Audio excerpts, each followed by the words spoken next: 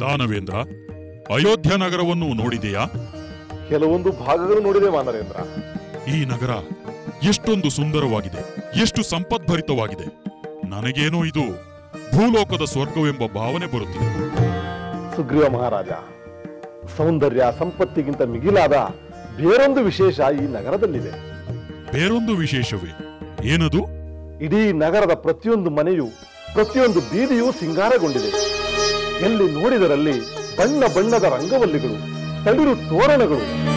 ಪ್ರತಿಯೊಬ್ಬರ ಮುಖದಲ್ಲೂ ಹೂ ಅರಳಿದಂತೆ ಉಕ್ಕುವ ಉಲ್ಲಾಸ. ಹೌದು ವಿಭೀಷಣ, ಅದನ್ನು ನಾನೂ ಗಮನಿಸಿದೆ. ಮನೆ ಮನೆಯಲ್ಲೂ ಉತ್ಸವದ ವಾತಾವರಣ ಕಾಣುತ್ತಿದೆ. ಹೌದು, ಯಾವುದೋ ಅಪೂರ್ವ ಸುಖ ದೊರೆತಂತೆ ಧನ್ಯ ಭಾವನೆಯಿಂದ ಎಲ್ಲರೂ ಚಟುವಟಿಕೆಯಿಂದಿದ್ದಾರೆ. ಅಲ್ಲದೆ ಎಲ್ಲರ ಬಾಯಲ್ಲೂ ರಾಮನ ನಾಮಸ್ಮರಣೆಯೇ, ರಾಮನ ಗುಣಗಾನವೇ. ಅಲ್ಲಲ್ಲಿ ಗಾಯಕರು ರಾಮನ ಸ್ತುತಿಗೀತೆಗಳನ್ನು ಹಾಡುತ್ತಿದ್ದರೆ ನರ್ತಕರು ಕುಣಿದು ಕುಪ್ಪಳಿಸುತ್ತಿದ್ದಾರೆ. ಅಂದರೆ ಶ್ರೀರಾಮಚಂದ್ರನ ಪಟ್ಟಾಭಿಷೇಕದ ಕಾರಣವಾಗಿ ಇಷ್ಟೆಲ್ಲಾ ನಡೆಯುತ್ತಿದೆ ಎಂದು ಅರ್ಥವಲ್ಲದೆ? ರಾಮಚಂದ್ರನ ಮೇಲೆ ಅವರಿಗೆಲ್ಲ ಎಷ್ಟೆಲ್ಲ ಪ್ರೀತಿ, ವಿಶ್ವಾಸ, ಗೌರವ, ಅಭಿಮಾನಗಳಿದೆ ಎಂದು ಇದರಿಂದ ಗೊತ್ತಾಗುತ್ತದೆ. ಈ ಜನವೆಲ್ಲ ರಾಮಚಂದ್ರನನ್ನು ಇಷ್ಟೊಂದು ಪ್ರೀತಿಸಬೇಕಾದರೆ ರಾಮನ ಮಹಿಮೆ ಎಂಥದ್ದೆಂದು ನನಗೆ ವಿಸ್ಮಯವಾಗುತ್ತಿದೆ. ಹೌದು ಸುಗ್ರೀವ, ನಾವು ಶ್ರೀರಾಮಚಂದ್ರನನ್ನು ಕಂಡದ್ದು ಅಲ್ಪಕಾಲ. ಆದರೆ ಅಯೋಧ್ಯೆಯ ಪ್ರಜೆಗಳು ಶ್ರೀರಾಮಚಂದ್ರನನ್ನು ಅವನು ಹುಟ್ಟಿದಾಗಿನಿಂದಲೂ ನೋಡುತ್ತಿದ್ದಾರೆ. ಮಹಾ ಗುಣವಂತನು ಪ್ರಜಾವತ್ಸಲನೂ ಆದ ರಾಮಚಂದ್ರ ತಮ್ಮ ರಾಜನಾಗುತ್ತಿರುವನಲ್ಲ ಎಂಬ ಸಂತೋಷ, ಸಾರ್ಥಕ ಭಾವನೆ ಅವರಲ್ಲಿರುವುದರಲ್ಲಿ ಆಶ್ಚರ್ಯವೇನಿಲ್ಲ. ರಾಜನಾಗುವ ಮೊದಲೇ ಇಷ್ಟೊಂದು ಪ್ರೀತಿ, ವಿಶ್ವಾಸ, ಅಭಿಮಾನಗಳನ್ನು ಗಳಿಸಿರುವ ಶ್ರೀರಾಮಚಂದ್ರ ಸಿಂಹಾಸನವೇರಿದ ಮೇಲೆ ಇನ್ನೆಷ್ಟು ಮಹಿಮೆಯನ್ನು ಪಡೆಯುತ್ತಾನೋ, ಇನ್ನೆಷ್ಟು ಚೆನ್ನಾಗಿ ಅವನು ತನ್ನ ಪ್ರಜೆಗಳನ್ನು ಪಾಲಿಸುತ್ತಾನೋ. ಇದ್ದರೆ ರಾಮನಂತಿರಬೇಕು. ರಾಜನಾದವನು ರಾಮನಂತೆ ಪ್ರಜಾಪ್ರೀತಿಯನ್ನು ಗಳಿಸಬೇಕು ಎಂಬ ಪಾಠವನ್ನು ಕಲಿತಂತಾಯಿತು. ಹೌದು ಸುಗ್ರೀವ, ಶ್ರೀರಾಮಚಂದ್ರನ ಕೃಪೆಯಿಂದ ನಾವು ರಾಜರಾಗಿದ್ದೇವೆ. ಅವನ ಆದರ್ಶದ ಪಾಠದಿಂದ ರಾಜ್ಯವನ್ನು ಹೇಗೆ ಆಳಬೇಕೆಂಬುದನ್ನು ಕಲಿತಂತಾಯಿತು. ನಿನ್ನ ಸೋದರ ರಾವಣನಿಂದ ರಾಜನಾದವನು ಹೇಗಿರಬಾರದೆಂದು ಪಾಠ ಕಲಿತಂತಾಯಿತು. ನಮಗೆ ಮಾತ್ರವಲ್ಲ, ಲೋಕದ ಎಲ್ಲಾ ರಾಜರು ಕಲಿಯಲೇಬೇಕಾದ ಪಾಠ. ಧರ್ಮದ ಅಡಿಪಾಯವಿಲ್ಲದ, ನ್ಯಾಯ ನೀತಿಯ ಚಾವಣಿಯಿಲ್ಲದ ಯಾವ ಸಾಮ್ರಾಜ್ಯವೂ ಉಳಿಯುವುದಿಲ್ಲ. ನಿನ್ನ ಮಾತು ನಿಜ ಸುಗ್ರೀವ. ಶೌರ್ಯ ಪರಾಕ್ರಮಗಳು ಎಷ್ಟೇ ಮಿಗಿಲಾಗಿದ್ದರೂ ಧರ್ಮದ ದಾರಿಯನ್ನು ಬಿಟ್ಟರೆ ಅವೆಲ್ಲ ನಿರರ್ಥಕ. ಅದನ್ನು ನಾವು ಮರೆಯುವಂತೆಯೇ ಇಲ್ಲ. ರಾತ್ರಿ ಬಹಳ ಹೊತ್ತಾಯಿತು, ಸ್ವಲ್ಪ ನಿದ್ರಿಸೋಣ. ನಾಳೆ ಶ್ರೀರಾಮನ ಪಟ್ಟಾಭಿಷೇಕಕ್ಕೆ ಸಿದ್ಧರಾಗೋಣ. ಹಾಗೆ ಆಗಲಿ ಸುಗ್ರೀವ, ನಾನೇನು ಹೊರಡುತ್ತೇನೆ. ರಾಮ ಜಯ ಜಯ ರಾಮ, ಜಯ ಜಯ ಪಟ್ಟಾಭಿ ರಾಮ. ರಾಮ ಜಯ ಜಯ ರಾಮ, ಜಯ ಜಯ ಪಟ್ಟಾಭಿ ರಾಮ. ರಾಮ ರಾಜ್ಯವೆಂದರೆ ಜಗದಾನಂದ ಧಾಮ. ರಾಮ ರಾಜ್ಯವೆಂದರೆ ಜಗದಾನಂದ ಧಾಮ. ರಾಮ ಜಯ ಜಯ ರಾಮ, ಜಯ ಜಯ ಪಟ್ಟಾಭಿ ರಾಮ. ಸೀತಾ ಸಮೇತ ಶ್ರೀರಾಮನ ಸಿಂಹಾಸನಾರೋಹಣ. ಭರತ ಶತ್ರುಘ್ನ ಲಕ್ಷ್ಮಣ ಹನುಮನ ಸೇವಾಭರಣ. ಸೀತಾ ಸಮೇತ ಶ್ರೀರಾಮನ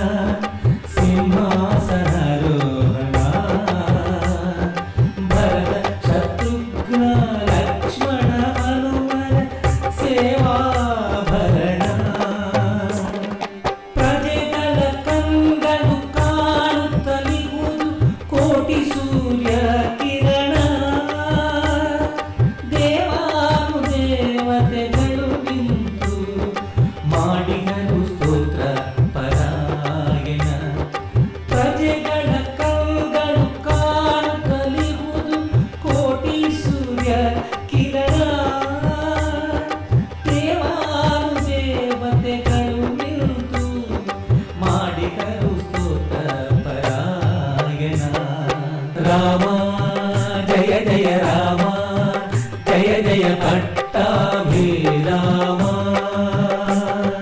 ಭಾಗ್ಯದ ಬಾಗಿಲು ತೆರೆಗಿತು ಇಂದು ಶ್ರೀರಾಮರಾಜನಾದ.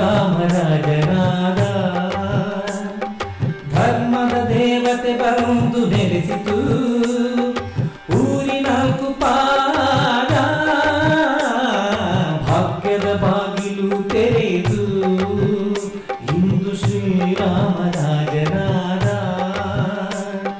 ಧರ್ಮದ ದೇವತೆ ಬಂದು ನೆಲೆಸಿತು ಊರಿನಾಲ್ಕು ಪಾದ.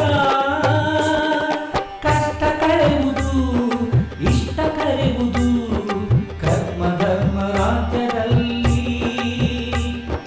ಸತ್ಯ ಧರ್ಮಗಳೇ ನಿತ್ಯ ಬೆಳಗಿ ನಿಂತಿರುವುದು ಶ್ರೀರಾಮ ರಾಜ್ಯದಲ್ಲಿ. ಕಷ್ಟ ಕಳೆಯುವುದು ಇಷ್ಟ ಕರೆಯುವುದು ಕರ್ಮ ಧರ್ಮ ರಾಜ್ಯದಲ್ಲಿ. ಸತ್ಯ ಧರ್ಮಗಳೇ ನಿತ್ಯ ಬೆಳಗಿ ನಿಂತಿರುವುದು ಶ್ರೀರಾಮ ರಾಜ್ಯದಲ್ಲಿ. ರಾಮ ಜಯ ಜಯ ರಾಮ ಜಯ ಜಯ ಪಟ್ಟಾಭಿರಾಮ. ನ್ಯಾಯ ದೇವತೆಗೆ ರಾಮ ರಾಜ್ಯದಲ್ಲಿ ಕಾವಲಾಗಿಗಳು. ಧರ್ಮ ದೇವತೆಯೇ ರಾಮ ರಾಜ್ಯದಲ್ಲಿ ಬೆಳಕಾಗಿಗಳು. ನ್ಯಾಯ ದೇವತೆಗೆ ರಾಮ ರಾಜ್ಯದಲ್ಲಿ ಕಾವಲಾಗಿಗಳು. ಧರ್ಮ ದೇವತೆಗೆ ರಾಮ ರಾಜ್ಯದಲ್ಲಿ ಬೆಳಕಾಗಿಗಳು. ದುಷ್ಟತನಗಳು ಕೆಟ್ಟ ದಿನಗಳು ಕಾಡು ಸೇರಿ ತಿನ್ನು. ಸರಸ ಸಡಗರ ಸುಖದ ಸಂಗಮ ತುಂಬಿದಲ್ಲಿ ಇನ್ನು. ದುಷ್ಟತನಗಳು ಕೆಟ್ಟ ದಿನಗಳು ಕಾಡು ಸೇರಿ ತಿನ್ನು. ಓಂ ಪುನಸ್ವಾದಿತ್ಯಾ ರುದ್ರಾವತವತ್ಸಮಿಂದತಾಂ ಪುನರ್ಬ್ರಹ್ಮ ವಸುನೀತ ಯಜ್ಞೇ ಘೃತೇನ ತ್ವಂ ತನವೋ ವರ್ಧಯತ್ಸ ಸತ್ಯಾತ್ ಸಂತ್ವೇಜಮಾನತ್ ಕಾಮಾಃ. ನಮೋ ನಮೋ ಭವತಿ ಜಾಯಮಾನೋನ್ನಾಃ ಯದುರುಷತಾಮೇತ್ಯಗ್ರೇ ಭಾಗಂ ದೇವೇಭ್ಯೋ ವಿದಧಾತ್ಯಾತ್ ಪ್ರಚಂದ್ರಮಾಸ್ತಿರತಿ ದೀರ್ಘಮಾಯುಃ. ಸುಮಂಗಲೀರ್ಯಂ ವಧೂರಿಮಾಗಂ ಸಮೇತವಜ್ಜತಾಂ ಧರ್ಮ ದೇವತೆಯೇ ರಾಮ ರಾಜ್ಯದಲ್ಲಿ ಬೆಳಕಾಗಿಗಳು. ನ್ಯಾಯ ದೇವತೆಗೆ ರಾಮ ರಾಜ್ಯದಲ್ಲಿ ಕಾವಲಾಗಿಗಳು. ಧರ್ಮ ದೇವತೆಗೆ ರಾಮ ರಾಜ್ಯದಲ್ಲಿ ಬೆಳಕಾಗಿಗಳು. ದುಷ್ಟತನಗಳು ಕೆಟ್ಟ ದಿನಗಳು ಕಾಡು ಸೇರಿ ತಿನ್ನು. ಸರಸ ಸಡಗರ ಸುಖದ ಸಂಗಮ ತುಂಬಿದಲ್ಲಿ ಇನ್ನು. ದುಷ್ಟತನಗಳು ಕೆಟ್ಟ ದಿನಗಳು ಕಾಡು ಸೇರಿ ತಿನ್ನು. ಸರಸ ಸಡಗರ ಸುಖದ ಸಂಭ್ರಮ ತುಂಬಿದಲ್ಲಿ ಇನ್ನು.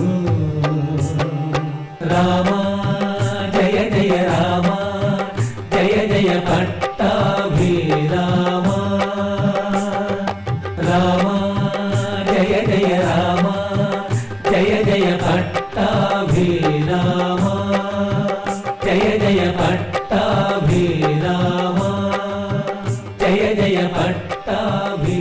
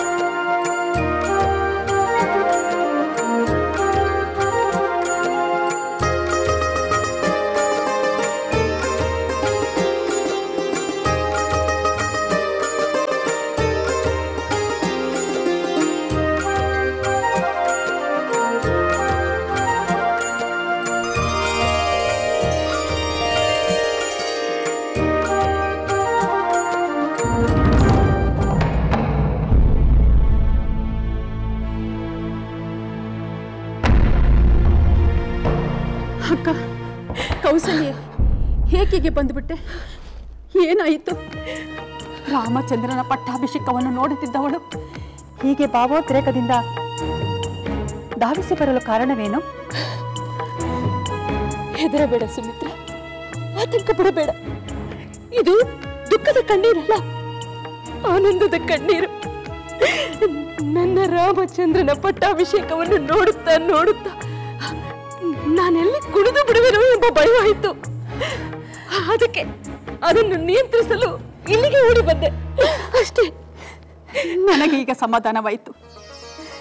ಇಂಥ ಸಂತೋಷದ ಕ್ಷಣದಲ್ಲಿ ನಿನ್ನ ಕಣ್ಣೀರನ್ನು ಕಂಡು ನನಗೆ ತುಂಬಾ ಭಯವಾಯಿತು. ನಿನಗೂ ನನ್ನ ಜಂಗಾಬಲವೇ ಹುಡುಗಿ ಹೋದಂತಾಗಿತ್ತು. ಹೆದರಬೇಡಿ, ಯಾರು ಹೆದರಬೇಡಿ. ಹೌದಕ್ಕ, 14 ವರ್ಷಗಳ ಹಿಂದೆ ತಪ್ಪಿ ಹೋದ ಆನಂದದ ಕ್ಷಣ ಇಂದು ಸಫಲವಾದ ಗಳಿಗೆಯಲ್ಲಿ ನಿನಗೆ ಮಿತಿಮೀರಿದ ಸಂತೋಷವಾಗಿದೆ.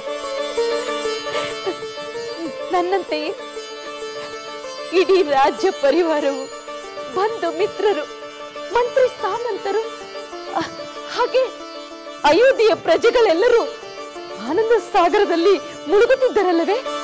ರಾಮನ ಪಟ್ಟಾಭಿಷೇಕವನ್ನು ನೋಡಿ ಆನಂದ ಪಡದ ಪಾಪಿ ಯಾರೂ ಇಲ್ಲ.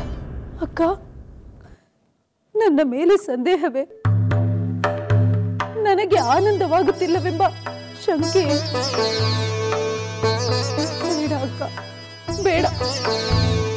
ಅಂತಹ ಸಂದೇಹ ಲವಲೇಶವಾದರೂ ಬೇಡ. ನಾನು ಇಷ್ಟು ಕಾಲ ನನ್ನ ದುಷ್ಟ ವರ್ತನೆಗೆ ಪಶ್ಚಾತ್ತಾಪದ ಬೆಂಕಿಯಲ್ಲಿ ಬೆಂದು ಹೋಗಿದ್ದೇನೆ. ನನ್ನ ಸ್ವಾರ್ಥ, ಲೋಭ, ಅಲ್ಪತನ ಇದೆಲ್ಲ ಸುಟ್ಟು ಭಸ್ಮವಾಗಿ ಹೋಗಿದೆ. ಹೌದಕ್ಕ, ಈಗ ನಾನು ನನ್ನ ಮನಸ್ಫೂರ್ತಿಯಾಗಿ ನನ್ನ ರಾಮಚಂದ್ರನ ಶ್ರೇಯಸ್ಸನ್ನು ಬಯಸುವ ಮಾತೆ ಮಾತ್ರ. ದಯವಿಟ್ಟು ನನ್ನನ್ನು ಅನುಮಾನದಿಂದ ಕಾಡಬೇಡಿ.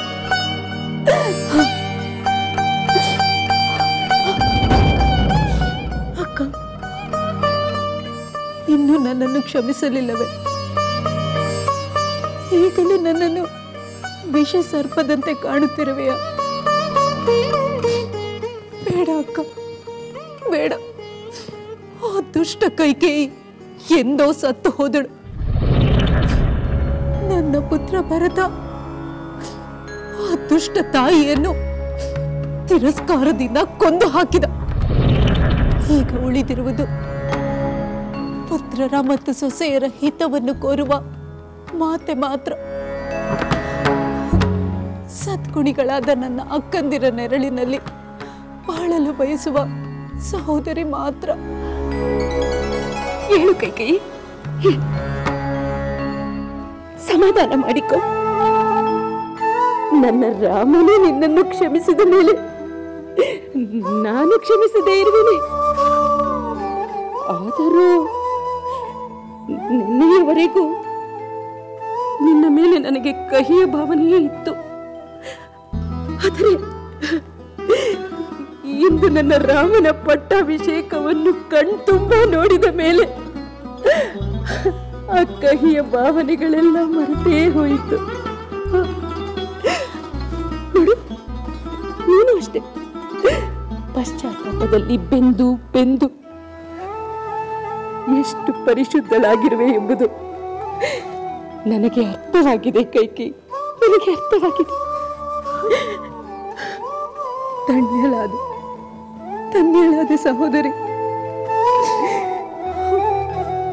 ಅಕ್ಕ, ನಾನು ಕಿರಿಯವಳು. ಕಿರಿಯ ಸಹೋದರಿ ಮಾಡಿದ ತಪ್ಪನ್ನು ದಯಮಾಡಿ ಮನ್ನಿಸು. ಇನ್ನೆಂದೂ ಅಂತಹ ತಪ್ಪು ನಡೆಯದಂತೆ ನೋಡಿಕೊಳ್ಳುತ್ತೇನೆಂದು ನಾನು ನಿನಗೆ ಮಾತು ಕೊಡುತ್ತೇನೆ. ನನಗೆ ಆ ನಂಬಿಕೆ ಇದೆ. ನಿನ್ನ ದುಃಖವನ್ನೆಲ್ಲ ಬಿಟ್ಟು ಬಿಡು. ಇನ್ನು ಮುಂದೆ ನಾವು 3 ಮಾತೆಯರು ನಮ್ಮ ಮಕ್ಕಳು ಸಂತೋಷವಾಗಿರುವುದನ್ನು ಕಣ್ತುಂಬ ನೋಡುತ್ತಾ ನೋಡುತ್ತಾ ನಮ್ಮ ಉಳಿದ ಜೀವನವನ್ನು ಕಳೆದು ಬಿಡೋಣ. ಇದೀಗ ಸರಿಯಾದ ಮಾತು ಅಕ್ಕ. ಸಹೋದರಿ, ನಮ್ಮ ಪುತ್ರರು ಒಂದೇ ಜೀವ 4 ದೇಹದಂತಿದ್ದಾರೆ. ಹಾಗೆ ನಮ್ಮ ಸೊಸೆಯರು ಕೂಡ ಇದ್ದಾರೆ. ಅದರಂತೆ ನಾವು ಕೂಡ ಒಂದೇ ಜೀವ 3 ದೇಹದಂತೆ ಇದ್ದು ಬಿಡೋಣ. ಹೌದು ಕೈಕೇಯಿ, ನಿನ್ನ ಮಾತು ಸತ್ಯ. ಇನ್ನು ಮುಂದೆ ನಾವು 3 ದೇಹ ಒಂದೇ ಜೀವ.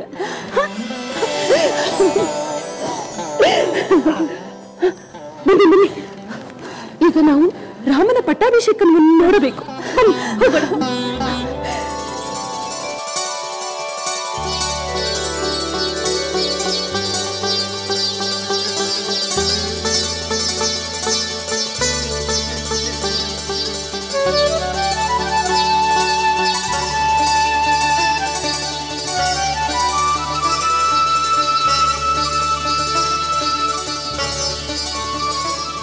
तदेव लग्नं सुदिनं तदेव ताराबलं चन्द्रबलं तदेव विद्याबलं दैवबलं तदेव लक्ष्मीपतेते युगं स्मरामि नवो नवो भवति जायमानोन्नां केतुरुषसा मेत्यग्रे भागं देवेभ्यो विदधात्यायं प्रचन्द्रमा स्थिरति दीर्घमायुः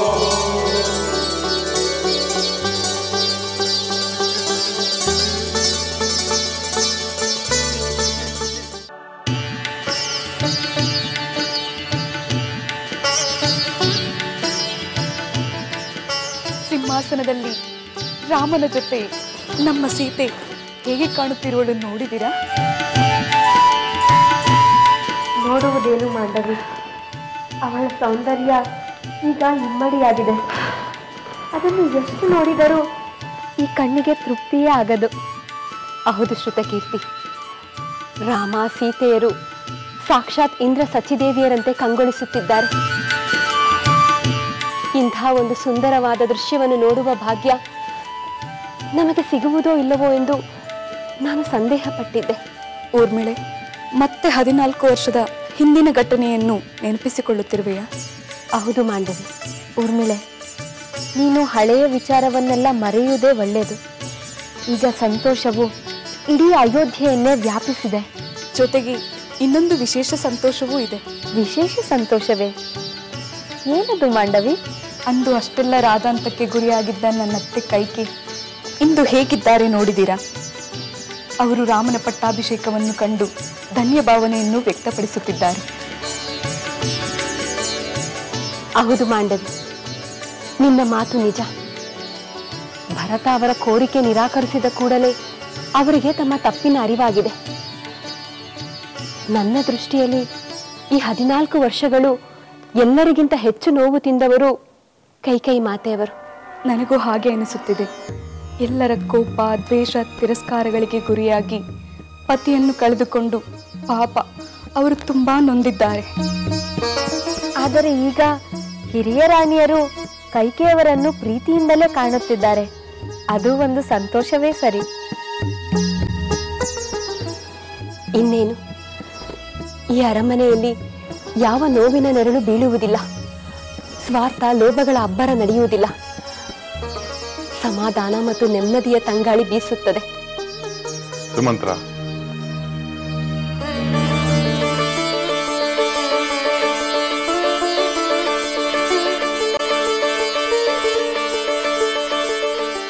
ರಘುಕುಲ ತಿಲಕ ದಶರಥ ಪುತ್ರ ಶ್ರೀರಾಮಚಂದ್ರ ಪ್ರಭುವಿನ ಪಟ್ಟಾಭಿಷೇಕ ಮಹೋತ್ಸವಕ್ಕೆ ಆಗಮಿಸಿರುವ ಮುನಿಶ್ರೇಷ್ಠರು, ಮಿತ್ರ ಸಾಮಂತರು, ಬಂಧು ಮಿತ್ರರು, ಸಮಸ್ತ ಪ್ರಜಾ ಜನತೆ ಅಪಾರ ಪ್ರೀತಿ ಬೆಂಬಲವನ್ನು ತೋರಿರುವಿರಿ. ಸಂತೋಷದಿಂದ ಆಶೀರ್ವದಿಸಿರುವಿರಿ. ಈ ಶುಭ ಮುಹೂರ್ತಕ್ಕೆ ಆಗಮಿಸಿರುವ ತಮಗೆಲ್ಲರಿಗೂ ಹೃದಯಪೂರ್ವಕ ವಂದನೆಗಳು. ಈ ಶುಭ ಮಹೋತ್ಸವಕ್ಕೆ ಆಗಮಿಸಿರುವ ಮುನಿಶ್ರೇಷ್ಠರು, ಗಣ್ಯರಿಗೆ ನಮ್ಮ ಪ್ರಭುಗಳು ಉಡುಗೊರೆಯನ್ನು ನೀಡಲು ಬಯಸುತ್ತಿದ್ದಾರೆ. ಮೊದಲಿಗೆ ಋತ್ವಿಜರಾದ ವಿಪ್ರೋತ್ತಮರಿಗೆ 1,00,000 ಕುದುರೆಗಳು, ಹಾಲು ಕರೆವ 1,00,000 ಗೋವುಗಳು, 100 ಹೋರಿಗಳನ್ನು ನೀಡುತ್ತಿದ್ದಾರೆ.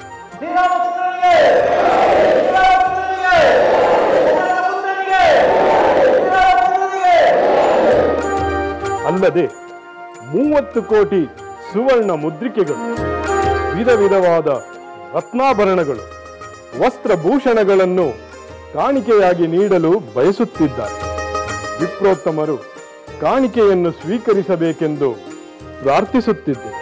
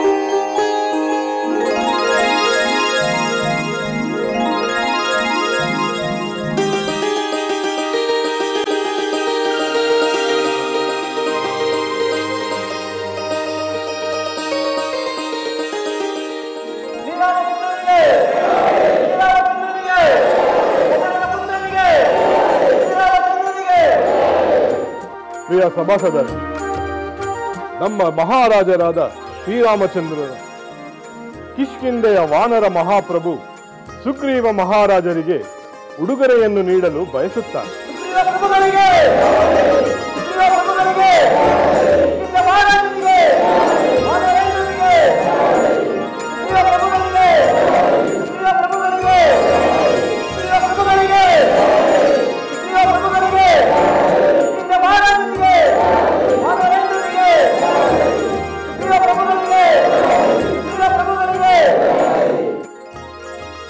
ಪ್ರಿಯ ಪ್ರಜಾಜನಗಳೇ,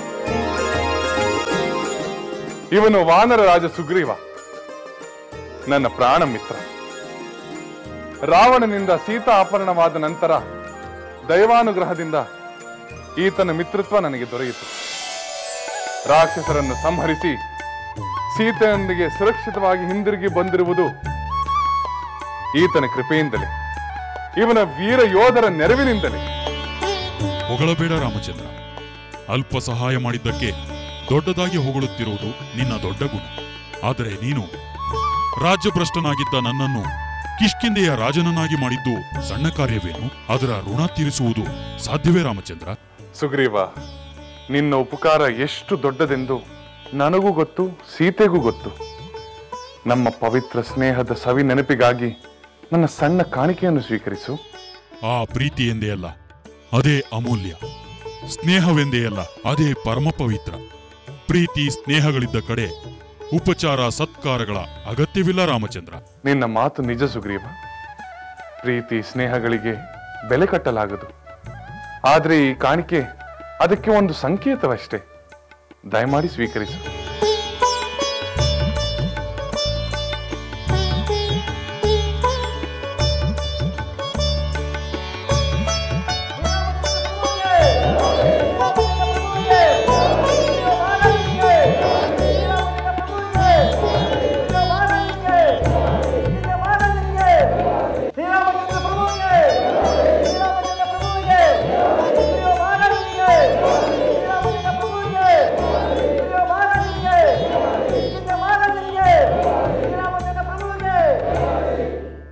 ಮಿತ್ರರೇ, ಶ್ರೀರಾಮನ ಮಿತ್ರ ಪ್ರೇಮವನ್ನು ನೋಡಿದರೆ ಉಪಕಾರ ಸ್ಮರಣೆ ಎಂದರೆ ಇದೆಯಲ್ಲವೇ?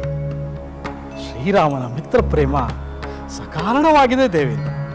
ಸುಗ್ರೀವನ ಸೈನ್ಯದ ಸಹಾಯವಿಲ್ಲದಿದ್ದರೆ ಶ್ರೀರಾಮಚಂದ್ರ ಲಂಕೆಯನ್ನು ಆಕ್ರಮಣ ಮಾಡಿ ಸೀತೆಯನ್ನು ಬಿಡಿಸಿಕೊಂಡು ಬರಲು ಸಾಧ್ಯವೇ ಆಗುತ್ತಿರಲಿಲ್ಲ. ಸಾಕ್ಷಾತ್ ನಾರಾಯಣನೇ ರಾಮನಾಗಿ ಅವತರಿಸಿದರೂ ಸಾಮಾನ್ಯನಂತೆ ವರ್ತಿಸಿದ. ಮಾನವ ರೂಪ ತಾಳಿದ ಮೇಲೆ ಮಾನವರ ಕಷ್ಟ ಸುಖಗಳಿಗೆ ಸ್ಪಂದಿಸಲೇಬೇಕಲ್ಲವೇ? ಅಗತ್ಯವಾದ ಸಮಯದಲ್ಲಿ ಅಸಾಮಾನ್ಯ ಪರಾಕ್ರಮವನ್ನು ತೋರಿಸಿದ್ದ. ಸೀತಾಪಹರಣ ಒಂದು ನೆಪವಷ್ಟೇ. ಆ ನೆಪದಲ್ಲಿ ಶ್ರೀರಾಮಚಂದ್ರ 100 ರಾಕ್ಷಸರನ್ನು ಕೊಂದು ಭೂಭಾರವಿಳಿಸಿದ ಧರ್ಮವನ್ನು ಎತ್ತಿ ಹಿಡಿದ. ಜೊತೆಗೆ ಒಬ್ಬ ಆದರ್ಶ ರಾಜ ಹೇಗೆ ನಡೆದುಕೊಳ್ಳಬೇಕೆಂಬುದನ್ನು ಅವನು ತೋರಿಸುತ್ತಿದ್ದಾನೆ. ಅಷ್ಟೇ ಅಲ್ಲ, ಮಾನವನಾದವನು ಹೇಗೆ ಬದುಕಬೇಕೆಂಬುದನ್ನು ಪರೋಕ್ಷವಾಗಿ ಹೇಳುತ್ತಿದ್ದಾನೆ. ರಾಮಚಂದ್ರ ಮುಂದೇನು ಮಾಡ್ತಾನೋ ನೋಡೋಣ. ಈಗ ನಮ್ಮ ಮಹಾಪ್ರಭುಗಳು ಕಿಷ್ಕಿಂಧೆಯ ಯುವರಾಜ ವಾಲಿಪುತ್ರ ಅಂಗದ ಕುಮಾರನಿಗೆ ಉಡುಗೊರೆ ನೀಡಲು ಬಯಸುತ್ತಾರೆ. ದಯಮಾಡಿ ಅಂಗದ ಕುಮಾರ ಆಗಮಿಸಬೇಕು.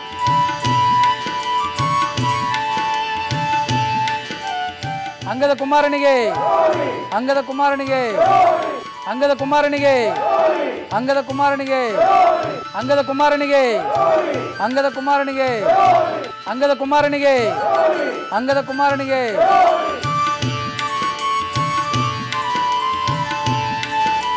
ಪ್ರಿಯ ಪ್ರಜಾಜನಗಳೇ, ಕಿಷ್ಕಿಂಧೆಯ ಯುವರಾಜನಾದ ಈ ಅಂಗದನ ಮೇಲೆ ನನಗೆ ಅಪಾರವಾದ ಪ್ರೇಮವಿದೆ. ಇವನು ಮಹಾಪರಾಕ್ರಮಿ ಮಾತ್ರವಲ್ಲದೆ ಮಹಾ ಗುಣವಂತನೂ ಆಗಿದ್ದಾನೆ.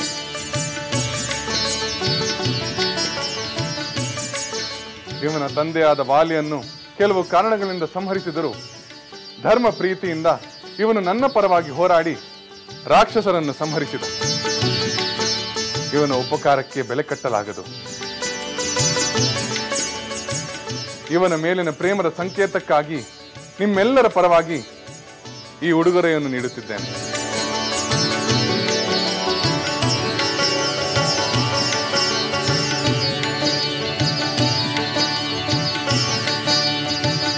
ಅಂಗದ ಕುಮಾರನಿಗೆ ಅಂಗದ ಕುಮಾರನಿಗೆ ಅಂಗದ ಕುಮಾರನಿಗೆ ಅಂಗದ ಕುಮಾರನಿಗೆ ಅಂಗದ ಕುಮಾರನಿಗೆ ಅಂಗದ ಕುಮಾರನಿಗೆ ಅಂಗದ ಕುಮಾರನಿಗೆ ಅಂಗದ ಕುಮಾರನಿಗೆ. ಮಹಾವೀರನಾದ ನನ್ನ ತಂದೆ ವಾಲಿಯನ್ನು ರಾಮಚಂದ್ರ ಸಂಹರಿಸಿದ್ದು ನಿಜ. ಆದರೆ ನನ್ನ ತಂದೆಯನ್ನು ತಾನೇಕೆ ಕೊಂದೆ ಎಂಬುದಕ್ಕೆ ರಾಮಚಂದ್ರ ನೀಡಿದ ಉತ್ತರವನ್ನು ನಾನು ಒಪ್ಪಿಕೊಂಡೆ. ನನ್ನ ತಂದೆಯೇ ರಾಮಚಂದ್ರ ಪ್ರಭುವನ್ನು ಒಪ್ಪಿಕೊಂಡ ಮೇಲೆ ಬೇರೇನಿದೆ? ನನಗೆ ನನ್ನ ಚಿಕ್ಕಪ್ಪ ಸುಗ್ರೀವ ಮಹಾರಾಜನ ಪ್ರೀತಿಯೂ ಲಭಿಸಿತು. ಕಿಷ್ಕಿಂಧೆಯ ಯುವರಾಜನೂ ಆದೆ.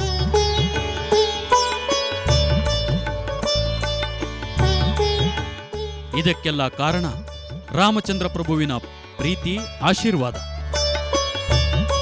ಸತ್ಯ ಪರಾಕ್ರಮನಾದ ರಾಮನ ಕಾರ್ಯದಲ್ಲಿ ಅಲ್ಪ ಸೇವೆ ಮಾಡುವ ಅವಕಾಶ ದೊರೆತದ್ದು ನನ್ನ ಭಾಗ್ಯವೆಂದುಕೊಂಡಿದ್ದೇನೆ. ನೋಡಿದೆಯಕ್ಕ, ನಿನ್ನ ಮಗನ ಗುಣ ವಿಶೇಷಗಳನ್ನು. ತಂದೆಯನ್ನು ಕೊಂದವನನ್ನು ದ್ವೇಷಿಸುವುದು ಸಹಜ. ಆದರೆ ನಿನ್ನ ಪುತ್ರನನ್ನು ಅಂಗದ ಎಷ್ಟೊಂದು ಭಕ್ತಿ ಗೌರವದಿಂದ ಕಾಣುತ್ತಿದ್ದಾನೆ. ಹೌದು ಸುಮಿತ್ರ, ನನ್ನ ಪುತ್ರನ ಅಚಲವಾದ ಧರ್ಮನಿಷ್ಠೆ, ಎಲ್ಲರನ್ನು ಪ್ರೀತಿಯಿಂದ ಕಾಣುವ ಗುಣ, ಆ ಗುಣವನ್ನು ಗುರುತಿಸಿ ಗೌರವಿಸುವ ಔದಾರ್ಯ. ಹೌದಕ್ಕ, ನೀವು ಹೇಳುತ್ತಿರುವುದು ನಿಜ. ಅಂಗದನ ಮಾತಿನಿಂದ ನನಗೇನು ಆಶ್ಚರ್ಯವೆನಿಸಲಿಲ್ಲ. ನನಗಿಂತ ಬೇರೆ ಉದಾಹರಣೆ ಬೇಕೆ? ರಾಮಚಂದ್ರನ ಕ್ಷಮಾಗುಣದಿಂದ ನನ್ನನ್ನೇ ಪರಿವರ್ತಿಸಲಿಲ್ಲವೇ? ನಿರಾಯಾಸವಾಗಿ ದೊರೆತ ರಾಜ್ಯವನ್ನು ನನ್ನ ಪುತ್ರ ತಿರಸ್ಕರಿಸಿದ. ಅದು ಅವನ ಹೆಚ್ಚುಗಾರಿಕೆ ಅಲ್ಲ, ಅದಕ್ಕೆಲ್ಲ ರಾಮಚಂದ್ರನ ಮಹಿಮೆಯೇ ಕಾರಣ. ರಾಮನಲ್ಲಿ ಹಿರಿತನ ಇದ್ದಿದ್ದರಿಂದಲೇ ಭರತ ತನ್ನ ಹೆತ್ತ ತಾಯಿಯನ್ನೇ ನಿಂದಿಸಿದ. ಲಕ್ಷ್ಮಣ ಎಲ್ಲವನ್ನೂ ತೊರೆದು ರಾಮನ ಹಿಂದೆ ಹೋದ. ಮಹರ್ಷಿಗಳಾದ ವಸಿಷ್ಠರು ರಾಮನನ್ನು ಅಷ್ಟು ಇಲ್ಲದೆ ಗೌರವಿಸುತ್ತಾರೆಯೇ, ಪ್ರೀತಿಸುತ್ತಾರೆಯೇ? ರಾಮನಂತಹ ಪುತ್ರನನ್ನು ಪಡೆದು ನನ್ನ ಜನ್ಮ ಸಾರ್ಥಕವಾಯಿತು, ಸಾರ್ಥಕವಾಯಿತು ಸುಮಿತ್ರ.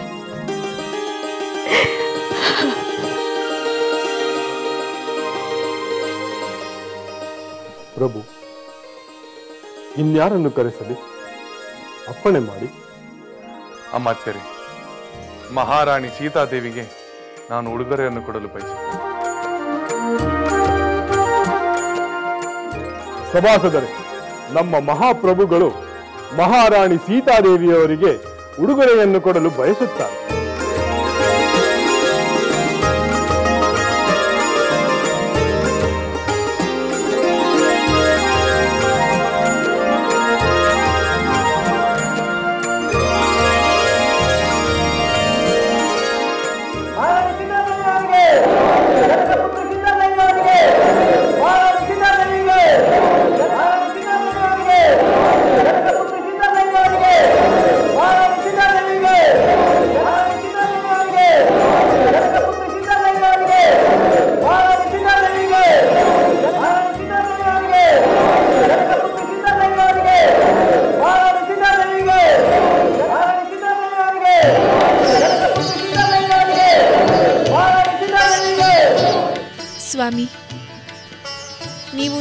ಈ ಪ್ರಿಯ ಉಡುಗೊರೆಯನ್ನು ನಾನು ಬೇರೆ ಯಾರಿಗಾದರೂ ಕೊಡಬಹುದೇ? ಸೀತೆ, ನಿನಗೆ ಯಾರ ಮೇಲೆ ಅತ್ಯಂತ ಅಭಿಮಾನ ಕೃತಜ್ಞತೆಗಳಿರುವೆಯೋ ಅವರಿಗೆ ಈ ಮುತ್ತಿನ ಹಾರವನ್ನು ಕೊಡಲು ನನ್ನದೇನೂ ಅಭ್ಯಂತರವಿಲ್ಲ.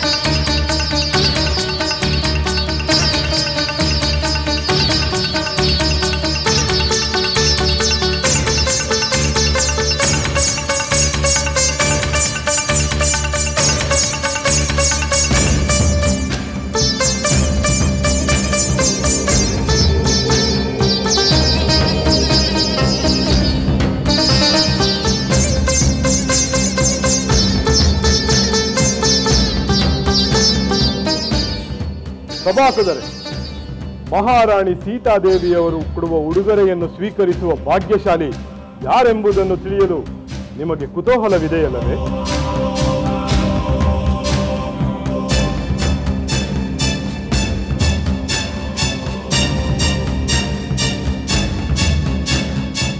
ಸೀತೆ, ತೇಜಸ್ಸು, ಧೀರತ್ವ, ಯಶಸ್ಸು, ಉತ್ತಮ ಬುದ್ಧಿ ಈ ಎಲ್ಲ ಗುಣಗಳು ಯಾರಲ್ಲಿವೆಯೋ ಅವರಿಗೆ ಈ ಮುತ್ತಿನ ಹಾರವನ್ನು ಕೊಡು.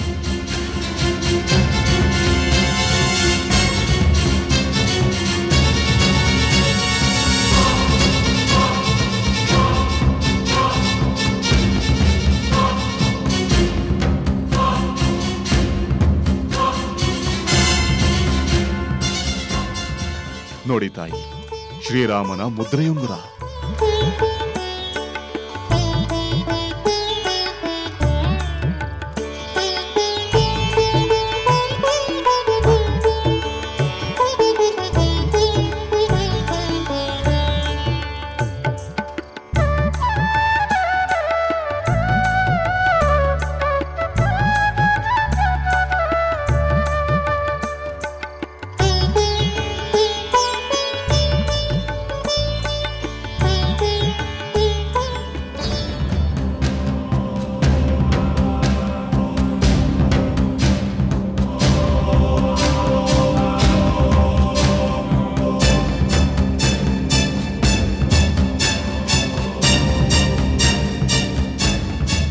ನಾನು ಹತಾಶೆಯ ಕತ್ತಲಿನಲ್ಲಿ ಕುಸಿದು ಹೋಗಿದ್ದಾಗ ನನ್ನ ಮಂಗಳದ ಮುಂಬೆಳಗಿನಂತೆ ಬಂದು ನನ್ನಲ್ಲಿ ಧೈರ್ಯ ತುಂಬಿದ ವಾಯುಸುತ ಹನುಮಂತನಿಗೆ ನನ್ನ ಸ್ವಾಮಿ ನೀಡಿದ ಈ ಮುತ್ತಿನ ಹಾರವನ್ನು ಕೊಡಲು ಬಯಸುತ್ತೇನೆ.